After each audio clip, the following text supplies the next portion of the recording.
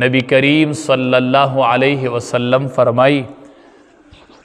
وی د زیارت پورس او د جمعرات د زیارت او د پیر پورس باندې د جنت دروازې کولاوی د زیارت پورس او د پیر پورس باندې د جنت دروازې کولاوی او د ټول خلق الله بخنه کوي خود یو سړی یو کس نیم داسې دی چې د هغې بخنه نه کوي نور ټول خلقو بخي دروازې کولاوي د پیر په ورځ او د جمعرات په ورځ خو وایي هغه کسان چې د هغې د یو بل سره خبرې کټ وي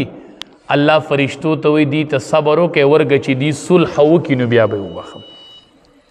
یو زیارت او جمعه در باندې داسې تېرېږي او اواز کېږي وایي مه بخیله صبر وکړه چې دوی صلح وکړي نو وبه یې بخم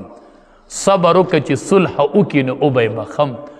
هر ورځ هر هفته کې دی د مغفرت د دروازو نه د جنت د دروازو نه محرومه کیږي د جنت د دروازو نه محرومه کیږي حدیث مبارک کې راځي وی چې سړی د سړي سره قطع تعلق وکړي که نه او شرعي وجه پکې نه وي بعضې خو د شرعي وجې په بنیاد وي څه د حکمت په بنیاد سړی د چا سره قطع تعلق وکړي د دین سپکاوی کوي د علماو کوي د مسجد کوي نور د شاعر الله توهین کوي د څه حکمت په بنیاد خو ټیک ده خو هېڅ حکمت نشته دی او ماته دوې او دو ورسره قطع تعلق وکړو نبی علیه السلام فرمایي چې دو ورسره خبرې ختمې کړلې تعلق وایي دی مونځ کوي او دا مونځ د سر نه په بره باندې نه خیږي دی مونځ کوي او د سر نه هم په بره نه خیږي د سر نه هم په بره دا عبادت د ده نه خیږي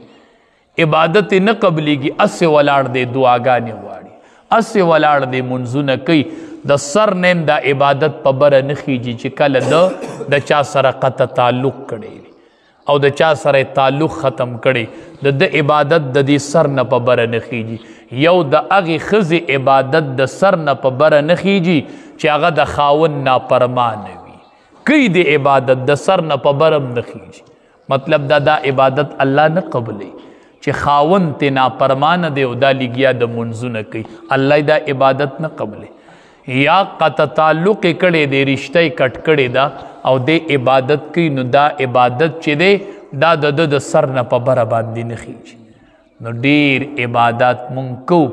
هغه هم ضایع کړل ځان نه ډېر عبادات خلک کوي منځونه کوي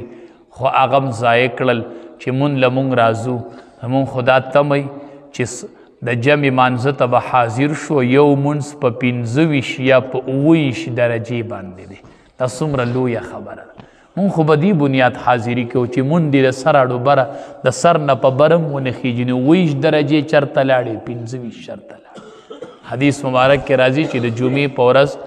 سړی مانځه له راشي په وخت باندې جومات ته حاضري وکړي او دې منز اوکی او دې ایسا لغو عمل اونکی نو دا یو منز د بلی جمعې پورې د ټولو ګناهونو کفاره شو چې دا یو منز اوکی چې مون د سړي قبلیږي نه هغه به د ګناهونو کفاره څنګه شي نو به هر صورت د مسلمان نوم چې دی دا د سلامتیا دی دا د امن دی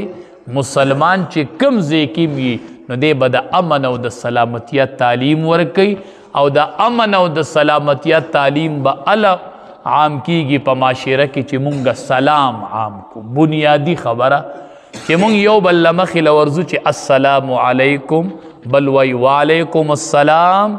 یقین وکړئ چې مسلمانی به برقرار شي مسلمانی به ژوندی شي په سلام باندې محبت په ژوندی شي په سلام باندې نفرتونه به ختم شي په سلام باندې دشمنی به ختم شي په سلام باندې رورولۍ به بحال شي په سلام باندې خو چې کلم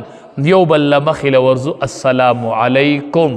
یا خپل کور ته داخل شو نو السلام علیکم کور ته داخلیږي سلام ورچوه لار کې چاله مخې له ورځي نو وایي السلام علیکم نو چې معاشره کې سلام عام شي نو مسلمانی به بحال شي او خلقو ته به په خلقو کې مسلمانی ښکاره شي دا مسلمانی به په سلام ښکاره کېږي دا په سړي کې بیا دنده ښکاري نو د مسلمان شان دا دی چې د لاس او د جبې نه به چاته تکلیف نه رب العالمین دې د عمل کولو توفیق راکړي.